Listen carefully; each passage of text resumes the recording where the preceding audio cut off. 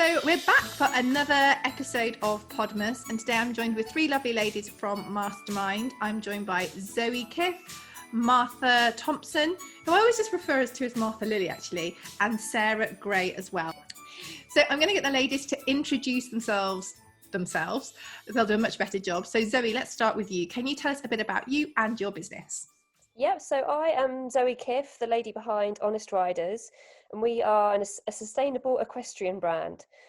So you might have seen our slogan t-shirts and sweatshirts, and then we've also this year released our first ever horse care product, which was the soap bars, so you might have seen those as well. Amazing, thank you. And how about you, Martha? Tell us a bit about you and what you do. So I am a equestrian and brand photographer. I do events as well, but I'm mainly heading towards that. And I've been doing it a while, and I just love creating images that people love and that can help their business. Fab. And how about you, Sarah? Tell us a bit about you and what you do. Right, well, I've only been going for almost exactly a year, and I have designed and had produced my own high-vis, really. It's designed by me for riders, and I designed it because I came back to riding after about 30 years because I'm ancient, and discovered that the roads were just lethal. So I did my own thing. And your business is called Rider Eye, isn't it? Yes, it is.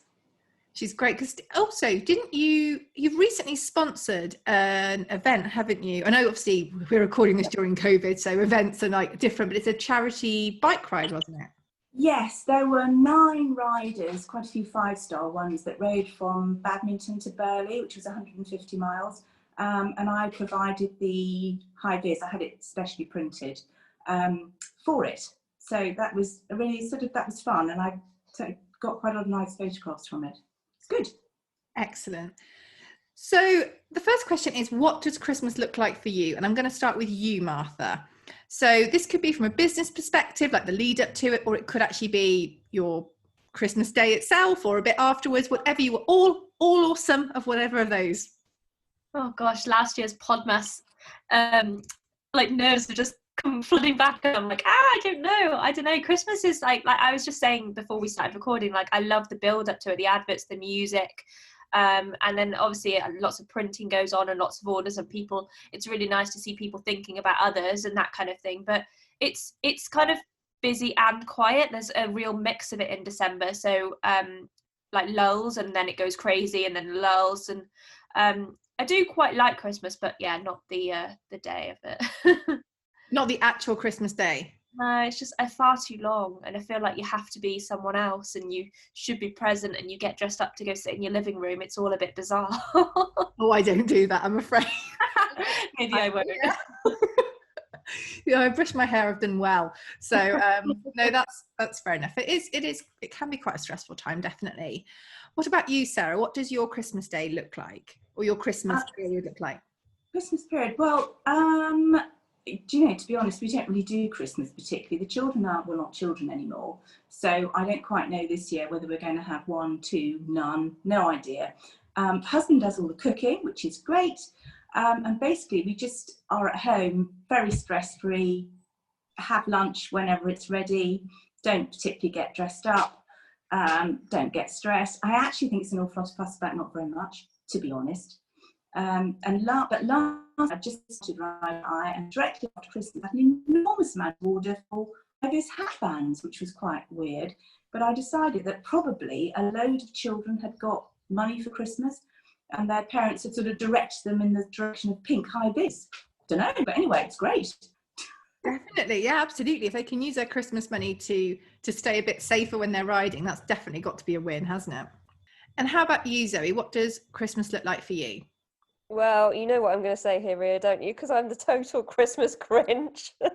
You're allowed to be this. I don't think actually it's really good to have this mix on Podmas, because Christmas can be really hard for some people. Some people just point blank hate it. Some people it's a really hard time of year for. So no, I'm all for this. Tell us everything.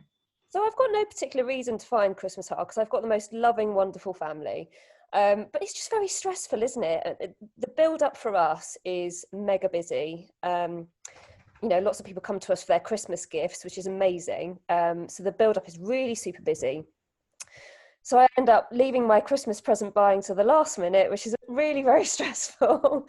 And then the day itself, it's just all a bit of an anticlimax, isn't it? I just, I go and sit with my family and we have a lovely time. We don't particularly get dressed up, to be honest, because we've got ridiculous numbers of horses to go and muck out and dogs to walk, etc. But yeah, I just find it all a bit stressful. So yeah. That's fair enough. What Christmas looks like. No, that's fair enough. And I do think it's good to show a bit of variety, actually, because some people, and again, it's really interesting actually through recording these Podmases to hear how everyone's Christmas is so different. But there is often a kind of thing of people get quite stressed about it, and it's a real shame, because obviously the point is that it's meant to be like a day of sort of celebration with your family or your friends, but there's so much pressure for it to be like this perfect day, and you're like, is any day, especially at the moment, is any day that perfect? Yeah, I think this Christmas could have the potential to be quite stressful for a lot of people, because we've all earned a lot less money this year, and with coronavirus looming, I'm just not sure whether I'll be able to spend time with my whole family, because I've got a really big family. So it might be just that we won't be able to see all my nieces and nephews and my brother and sisters and stuff. So, yeah. So now think about obviously what you sell and what you do. And is there one product, to be honest, one or two is fine, that you think are really, really good Christmas gifts this year that people can buy for loved ones, buy for horsey people, whatever you think? So I'll start with you, Sarah. You mentioned the hat bands, but thinking of your whole collection, are there some really good Christmas gifts in there? There's a new thing I've just bought out, which is little bands that go on the edge of stirrups, because apparently drivers see width quite well, and they're little. I'm going to show you on the thing, although you can't actually see, but it does that with Velcro, and it's very short, and it comes in all sorts of different colours, and you just put it on the outside of your stirrup. So I launched that last week, and sold an awful lot really quickly, which was very exciting. And they're £6 for a pair, so they're not going to break the bank. And then I've also got behind this sash that I do that goes really well for people who go hunting, so they're not completely invisible on the way home. Walkers, anybody really who needs to keep it in their pocket. My son, although he swore that I wasn't going to say anything, had a car crash, and he had one in his glove compartment. And he did actually message me and say, thank God I had it with me, because it was on the side of the motorway. So that was really useful. So I'm very pleased about that. That's all of £6 as well. So that would be somebody probably for people who don't ride more. And then I've got, waving around, you can't see it, adjustable load-bearing neck straps. In all sorts of different colours. And you can give that to somebody who spends their life clutching onto a neck strap while they're out, because it's load-bearing. So you'll be fine. In fact, one of my brand ambassadors, Events in it, not BE obviously, and had one the other day of her warming up wearing tails and the neck straps. I was really impressed by that. Those are the sort of three easy ones, I think, to give to friends on the yard, that sort of thing. And then, I've got the proper tabard, but that's £22, so that's quite a lot more, whereas the others are quite cheap and cheerful. And hat band's £12.50, I think. And all of the ones we've just seen, so the stirrup, what would you call that? Stirrup? The stirrup loop, I think I've called it. So it comes in how many different kind of colours of high vis? Well, there are 3 high vis colours that I do. So it comes in pink, orange and yellow. And it's got 2 reflective stripes. And it's got 3 reflective stripes on it, and it's elastic. So even if it doesn't fit, it won't do Western stirrups. I'd have to make those separately because they're much bigger. But it will stretch round. I've tried them on quite a few different stirrups and they seem to be fine. That's great. And I literally launched it beginning of October, so I haven't had much feedback as yet because we're recording it on the whatever date it is today. A bit early in October. So you're going back in time if you're listening to this in December. So yeah. But great little stocking fillers, and as you say, great for gifts for the yard, and the sash, particularly great for really anyone, walkers, cyclists, just in the glove compartment. They're brilliant gifts. How about you, Zoe? Give us some of your top ones for this year. So we're going to be doing our Christmas gift boxes again. They sold really well last year. And we group together different types of products to put into the gift boxes, all into different price ranges. So you've got everything from £5 and under, right up to sort of £50, up to £100, that kind of mark. So we've done that again. We're going to put together our favourite products from the year, so that you can buy them at a slightly lower price point than you would if you bought them individually. And then we'll box them up for you and gift wrap them so they look beautiful when they arrive with you. Just saves you one less job to have to wrap them yourself. Definitely. And I imagine, knowing you as I do, the actual wrapping is going to be eco-friendly and, you know, easy to recycle as well. Yes, it'll be fully recyclable. So there'll be no plastic sellotape that we use. We use raffia, which is completely natural and compostable as well. And they come in these beautiful cardboard boxes, wrapped with natural paper. So what kind of things would we see in the gift box? Because obviously you said they start off at, you know, sort of stocking fillery money going up. So what would we see in kind of one of the lower priced ones versus one of the higher priced ones? So in one of the lower priced ones, the best seller last year, we had Rider Care. So we stock really beautiful lip balm by Mother Bee. We had a hand cream in there. And then we're also going to do one this year that obviously includes our horse soap, because that launched in May. So we've got those extra to add in as well. So if you wanted to do a mix of kind of rider care and horse care, then we have boxes for those. And then at the higher end of the price range, we've got, we're launching the house jet, but obviously it isn't coming out till December, so I'm not doing a big reveal here. We've got some gorgeous Angora woolly hats. So we'll have those in the gift boxes, and we've also got some new winter rider leggings and base layers, so we're going to include those in the boxes as well if you wanted to spend a bit more. Fab. Excellent. And how about you, Martha? Tell us what people can buy from you, because obviously in addition to shoots, you also have products as well, don't you? Yeah, so I have the blankets and the cushions, which I tend to only do around Christmas time. It works better that way. That's what I found, and they are super snuggly, and they have like a printed photo one, which is just a really nice touch for the lorry or for your bedroom. People have had them for both, and we love ours for the lorry as well. And then obviously the photo shoots are a gift that really does keep on giving. It sounds so cliche, but it really is. Like, it's once yes, they're not cheap, but it's more of an investment. And I do gift vouchers for those, and that's really popular all throughout the year for birthdays and that kind of thing. So you could buy someone a photo shoot, and then they get photos for, well, hopefully a lifetime they last. Brilliant. And now it's for a time-saving Christmas tip. I'm going to come to you first, Zoe. Now, this can be a tip to do with shopping, or with, you know, dealing with Christmas Day or the run-up to Christmas, or horses. Whatever tip you want to share that's going to help our listeners make their Christmas a little bit less stressful. Okay, so obviously mine's going to be sustainability focused, because that's what we're all about here. And my tip would be to stop buying plastic crap that no one wants. A good one. Yeah. I find people, I've spoken to friends who end up, and me included in previous years, we run around at the last minute just buying any old thing for friends and family, because we need to get them a gift, but we're not quite sure what we're going to get them. So we pick something up from the shop. And I just think we should stop doing that. It's no good for the environment. It's no good for the person that's receiving the gift, because it's not actually something they want. So start early, you know, shop small businesses, think about the things that your friends and family will love. Think about buying them items that they're truly going to cherish, things that they're going to wear time and time again, things that they've asked for, experiences like, you know, like Martha was saying about a photo shoot. You know, things that they're going to absolutely love. And it doesn't have to be a lot of money, but just don't buy them stuff that you know that they're probably going to throw away or re-gift. Yeah, that's a really good tip, actually. And I think this year more than ever, you know, we're saying, obviously, all these Podmases have got coronavirus mentioned at least once, but I think it is like, we can't ignore it. And I think that what you were saying, a lot of people have lost a lot of income, you know, from the equestrian and rural sector. The shows have been cancelled, but it's not a case of spending more money, but it's a case of maybe spending that even less money, but spending it well on something that really matters, that's really going to be useful. Yeah, exactly. when I was doing the research for our horse soaps, I've sort of visited lots of different manufacturers in the UK. And as part of that, I actually went and did a soap making workshop. So this year, I'm going to make soap for my friends and family.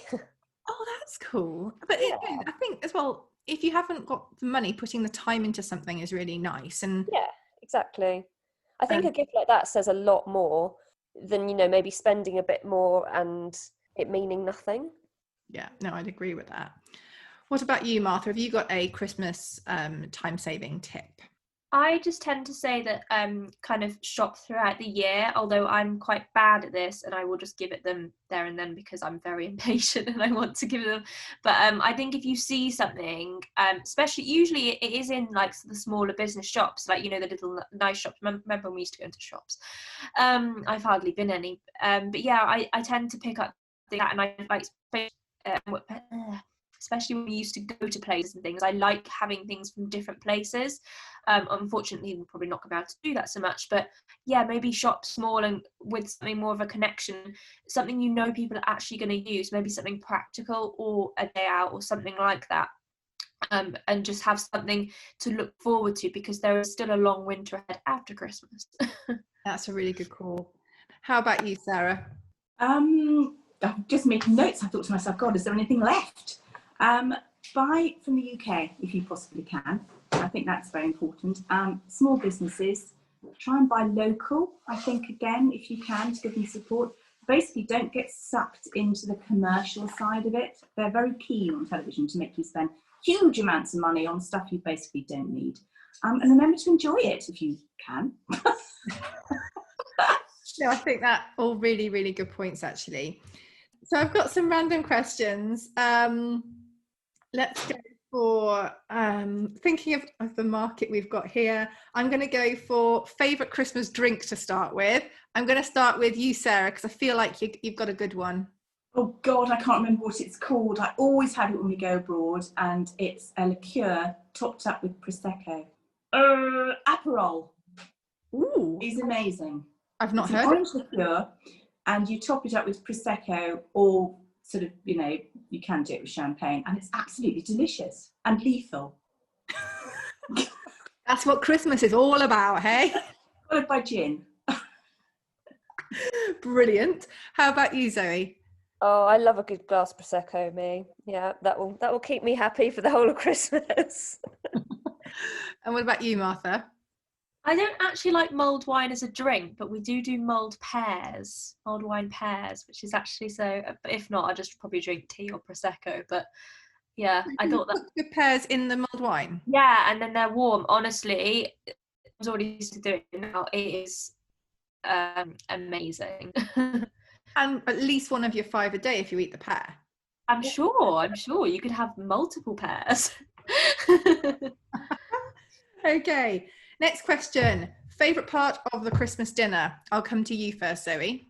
Oh God, I'm going to sound like the Grinch again. I hate Christmas dinner. Do you just go beans on toast, or what do you do? Oh, do you know what? That would be my preference. I'm vegetarian, and the whole of the rest of my family are meat eaters. So yeah, it is, and they're very reluctant to cater to a vegetarian. So I just end up with a bunch of roasted veg. But roasted potatoes are very high on my list of favourite things for Oh, they Christmas. say I'm not even that bothered. I find it all really greasy. Although, years and years ago, I used to work for a lady who was an event rider, and the head girl on the yard was a vegetarian, and she would try and cater for her for Christmas, but she would still cook those potatoes in goose fat. And I remember the girls like, it's just really awkward because you can see the effort that's gone in, but not quite there at the last minute. Yeah. Right, so you just don't like any of it then? No, and my mum, bless her, will normally do me some Linda McCartney sausages to keep me quiet. Oh, bless her. Vegetarian, by the way. So I'll just settle for those. That's my favourite. Yeah, I like eating those. God, that's the saddest answer I've had to this question. Oh, I'm sorry. I know. It's fine. Martha, come on, you need to redeem this. Sorry, I'm gonna come in with like a whole meaty thing. So like sausage meat wrapped in bacon and piggies in blanket, dipped in cranberry sauce. Ideal. Sorry, Zoe. You're welcome to your sausages. And how about you, Sarah? Well, I'm sort of in the middle, really. My husband does absolutely delicious roast potatoes. And also, we slice sprouts up really thinly and fry them with bacon, which is very nice. But, you know, obviously won't do a vegetarian. My daughter's celiac, so we have to be quite careful with various things. And we don't really do puddings. But apart from that, no, it's explicit. But it is just a Christmas lunch, you know. Yeah. People get so stressed about it. It's ridiculous, really. No, I'm with you there. We have to say we tend to buy quite a lot of pre-made stuff because people, just because, I know it's lazy, but with like the kids and the dogs and the horses, it's just Life's too short. Yeah, I agree. early. And I'm like, I'm already up quite early. I don't want to get up earlier to start cooking stuff. But actually, yeah. And the last question, your favourite Christmas chocolate. Start with you, Martha. I like, even at the age of 25, I like an advent calendar, and especially the white chocolate ones. And Mum's like, I can't believe I'm still buying you an advent calendar, but it's the best. And also, it's even better if you forget about it for a few days, then it's breakfast, isn't it? Yeah, absolutely. That is something very good about December. Chocolate for breakfast is normal. Yeah, no. It's kind of expected, actually. It's not normal, is it? Sure. How about you, Sarah? Favourite Christmas chocolates? Well, I used to pinch the children's, but sadly they've got too old now, which is a shame. So probably Terry's chocolate orange. I nick things off the tree as well when no one's looking. And then sometimes put the paper back, so that's good for a bit of disappointment. You horrible person. Tips here. I'm like, that is genius. How about you, Zoe?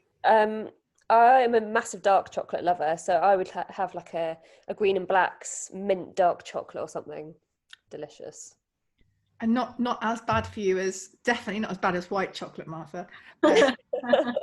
Just saying. Okay, so now we just get to find out where we can find you all online. So if you can let me know your website, your Instagram, your Facebook, that'd be brilliant. And I'll start with Zoe. So we are honestriders.co.uk, and then we are mostly on Instagram, so it's at honest.riders, and the same on Facebook. Fab. And Martha? So I am Martha Lily Photography, so marthalilyphotography.co.uk. Instagram is Martha Lily Photog, and then Martha Lily Photography on Facebook, and it's Lily. And you, Sarah? The website's ridereye.co.uk. The Instagram, I don't use Instagram a lot, is rider.eye, and Facebook is, I think you can't find it's Rider Eye Shop, we'll pull it up. Yeah, I think. Useless. Well, thank you so much for joining me, ladies. That's been great.